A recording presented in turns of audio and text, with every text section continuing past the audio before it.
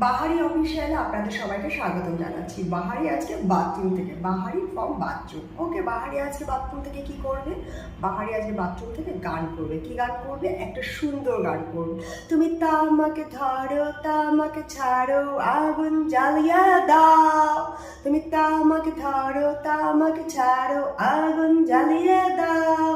আগুন জ্বালালে উড়ে যাবে পাখি মনা, আগুন জ্বালালে উড়ে যাবে পাখি।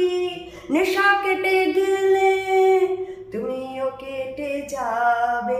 জটিল করলেই জটিল হবে, সহজ করলেই সহজ। মাথার ভেতর গাজা ঘোরে, গাজার ভেতরে মাথা। মাথার ভেতর গাজা ঘোরে, গাজার ভিতরে মাথা। গাজা কিন্তু একটা বৃক্ষের পাতা মাত্র, পাতা, ইয়েস পাতা, একটা গাছ, একটা বিখ্যাত পৌরাণিক গাছ। মানে পুরনো ইতিহাসে এই গাছটার ব্যবহার অনেকভাবে করা হয়েছে। তান্ত্রিকরা এই গাছটাকে শুধুমাত্র তন্ত্র সিদ্ধির জন্য ব্যবহার করেছে। আর তোমরা ভাবছো ভুলে ভাবা গাঁজা খেয়ে শুয়ে থাকতো রমণীদের স্বপ্ন দেখতো? No no no. ওই যে তারা তান্ত্রিকে তোমরা মধুসুন্দরী দেবীর কথা পড়েছো না? ভোলানা গাঁজা খেয়ে তন্ত্রসিদ্ধি করে নরকের সমস্ত দেবীদেরকে প্রসন্ন করেছিল।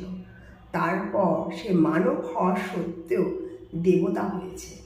দেবতা নয়, সে পুরো বিশ্ব ব্রহ্মাণ্ড জুড়ে হচ্ছে ভূপতি হয়ে গেছে। আর তোমরা ভূপতির উপরে গাঁজা খেয়ে ভূমিতে লুটুপুটি করে ভাবছি, ইয়েস বাবা আমি তোমার নামে গাঁজা খেয়েছি, গাঁজা।